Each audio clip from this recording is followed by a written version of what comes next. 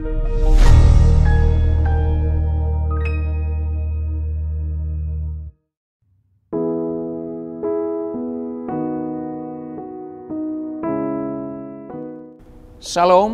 saudara-saudara sahabat rohani yang dikasihi Tuhan.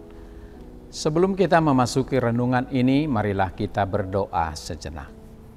Kasih karunia dan damai sejahtera dari Allah Bapa kita dan dari Tuhan Yesus Kristus menyertai kamu sekalian. Amin. Firman Tuhan renungan bagi kita pada saat ini diambil dari kitab Matius pasal 19 ayat 30. Demikian firman Tuhan.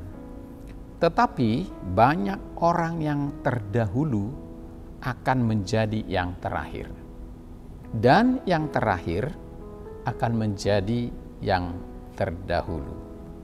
Indah sekali firman ini yang mengatakan bahwa tidak setiap orang itu bisa terdahulu, tapi yang terdahulu bisa menjadi yang terakhir. Tema renungan ini, marilah kita mempersiapkan diri untuk menjadi penghuni kerajaan surga dengan hidup sesuai dengan firman Tuhan.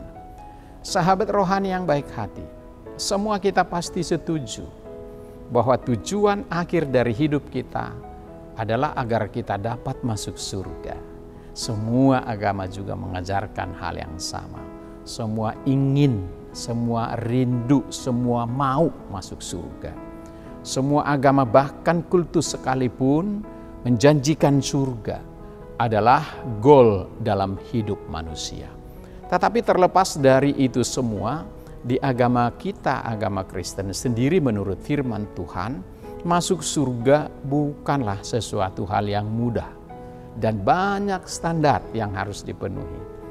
Misalkan Tuhan Yesus berkata dalam Matius 18 ayat 3-4, "Jika kamu tidak bertobat dan menjadi seperti anak kecil ini, maka tidak dapat masuk surga ke dalam kerajaan Allah." Kamu tidak dapat masuk ke dalam kerajaan surga.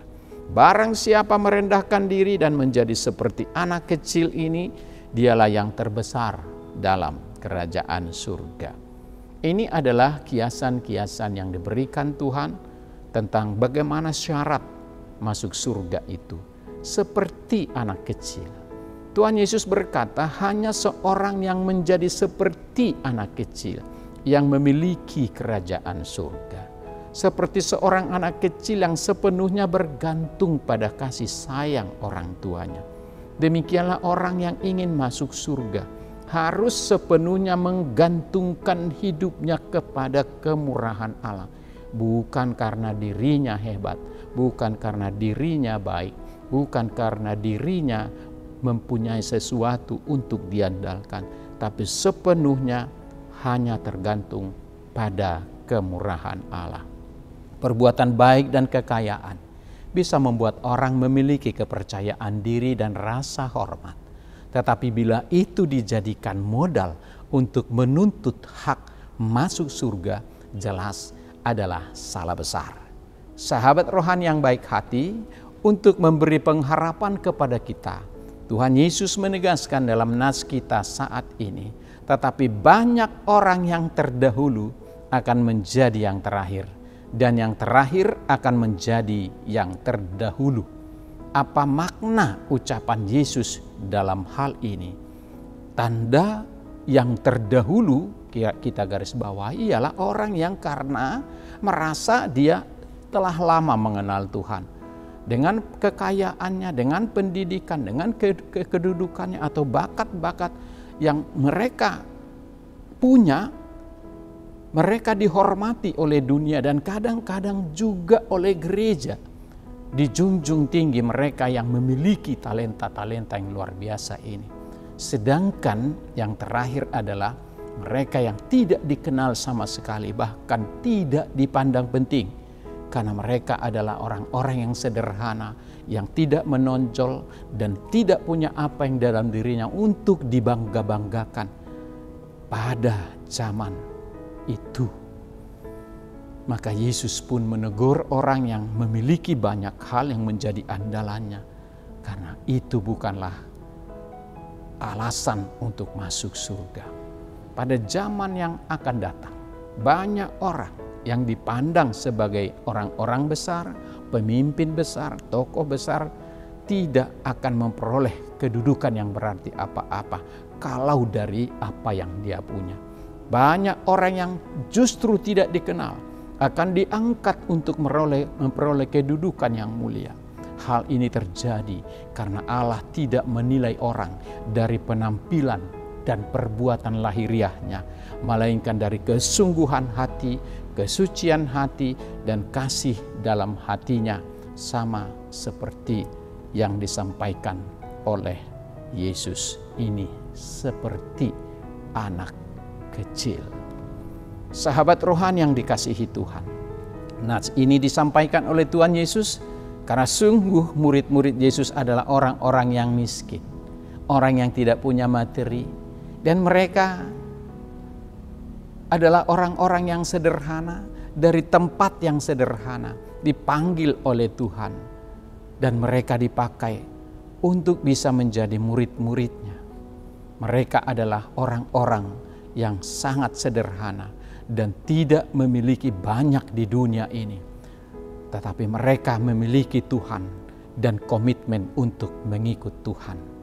Semakin sedikit rintangan di dunia ini, itu berarti dia semakin menuju kesempurnaan di surga. Dikatakan jalan menuju surga sempit, gerbang yang mengarah ke sana pun kecil. Lebih-lebih lagi bagi orang kaya. Mengapa demikian? Karena jika untuk mengikut Yesus dan masuk surga, orang harus meninggalkan segala miliknya, meninggalkan segala kekayaannya, meninggalkan segala yang dia punya. Itulah syarat untuk mengikut Yesus. Ada 3 hal: sangkal diri, pikul salib, dan ikut Yesus. Tentu bukan berarti yang memiliki harta banyak, kekayaan, pendidikan hebat tidak boleh masuk surga. Tetapi kalau itu yang menjadi penghalang, itu tidak ada artinya sama sekali. Semua orang baik, miskin atau kaya, diterima di kerajaan surga asal mereka adalah datang di dalam kerendahan hati. Saudara-saudaraku yang dikasihi Tuhan, pesan renungan ini bagi kita, melepaskan segala sesuatu adalah syarat masuk ke dalam surga.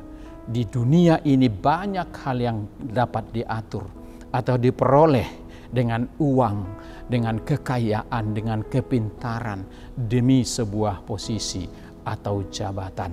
Bahkan kebenaran dan keadilan pun dapat diputarbalikkan dengan harta, dengan kekayaan. Kenyataan seperti itu adalah godaan orang untuk berpikir bahwa keselamatan dan kerajaan surga pun dapat diperoleh dengan cara yang demikian. Tetapi Tuhan menuntut kita umat manusia, bahkan orang kaya sekalipun, untuk memberikan semua hartanya kepada orang miskin supaya dia beroleh kehidupan yang kekal. Tidak berarti surga dapat dibeli dengan perbuatan baik. Tidak berarti Tuhan bisa dibeli dengan membagi-bagikan harta. Tidak juga berarti bahwa surga adalah hanya untuk orang miskin. Perintah itu bertujuan untuk menyadarkan kita semua untuk melepaskan diri dari keterikatan akan kekayaan, kekuasaan, dan keinginan dunia ini. Saudara-saudaraku, sahabat rohani yang dikasihi Tuhan, hendaknya masing-masing kita mengambil hikmat dari keburukan dan kegagalan orang lain, supaya hal tersebut menjadi peringatan bagi kita semua. Biarlah kita miskin tetapi menjadi kaya. Biarlah kita miskin tetapi menjadi terdahulu dalam kerajaan Allah. Tetapi janganlah kita menjadi kaya dan lain sebagainya untuk menjadi yang terakhir masuk ke dalam kerajaan surga. Tuhan memberkati Anda, Tuhan memberkati kita semua. Amin. Mari kita berdoa. Terima kasih Bapa di surga atas firman-Mu yang begitu indah. Dengan tegas Tuhan Yesus menyampaikan sesuatu pesan yang sangat luar biasa bagi kami. Bahwa bisa saja yang terdahulu menjadi yang terakhir, dan yang terakhir menjadi yang terdahulu. Ini adalah gambaran bahwa manusia tidaklah penentu masuk tidaknya ke surga, tetapi Tuhanlah yang menentukan. Dan ketentuan Tuhan tidak dapat diukur dengan penampilan luar dan perbuatan dunia sesaat, tapi itu adalah di dalam hati dan prinsip hidupnya masing-masing. Orang yang terdahulu, yang merasa lebih hebat, merasa lebih penting, merasa punya posisi, punya perbuatan banyak, keistimewaan dibanding dengan yang lain, punya jabatan-jabatan agama, jabatan pemerintah, punya posisi yang luar biasa. Bisa saja itu dijadikan alasan untuk menjadi terdahulu masuk ke dalam kerajaan Allah. Tetapi Tuhan Yesus mengatakan itu adalah salah. Yang masuk ke dalam kerajaan surga adalah harus orang yang rendah hati, seperti anak kecil yang tergantung sepenuhnya kepada orang tuanya. Kebergantungan kita sepenuhnya kepada Tuhan, itulah jalan menuju kerajaan surga. Karena itu apapun yang kami punya di dunia ini harus kami pakai untuk menjadi berkat bagi orang lain. Karena pada akhirnya kami akan datang menghadap Tuhan dengan tidak membawa apa-apa. Terima kasih Tuhan, sadarkan kami akan hal ini agar kami tidak melanggar banyak aturan, melakukan dosa hanya untuk memiliki banyak hal di dunia ini. Tapi biarlah kami menggunakan apapun yang Tuhan berikan kepada kami untuk menjadi berkat bagi orang lain. Karena pada akhirnya kami datang dengan tangan hampa. Karena Tuhanlah menjadi kunci keselamatan kami. Ajar kami di tengah-tengah keluarga menjadi orang-orang yang penuh cinta kasih, yang perhatian satu dengan yang lain, tanpa memikirkan diri sendiri, tapi memikirkan orang lain demi kemuliaan nama Tuhan. Dalam nama Tuhan Yesus Kristus kami berdoa dan mengucap syukur. Amin.